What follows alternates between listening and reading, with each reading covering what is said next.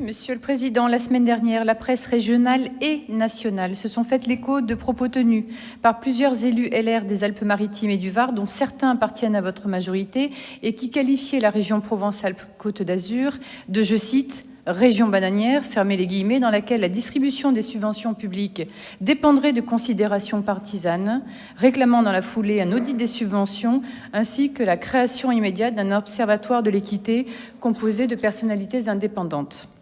Ces mêmes élus allant jusqu'à donner pour objectif que ces aides régionales soient attribuées sans aucune arrière-pensée politique ni clientélisme. Il est vrai que dans certaines commissions, nos élus s'interrogent aussi depuis quelque temps sur les raisons qui pourraient expliquer pourquoi des territoires comme Nice, Forcalquier ou la Londe des Morts perçoivent plus de fonds régionaux que d'autres. Loin d'imaginer que la présence d'élus de la majorité, peut-être vice-président de la région, puisse justifier à elle seule un fléchage plus important, nous avions pensé naïvement que la raison pouvait être en réalité due au fait qu'ils se débrouillaient mieux que les autres pour monter et déposer leur dossier. Cette pluie d'articles inévitablement interpelle et nous pousse même jusqu'à nous demander si, en effet,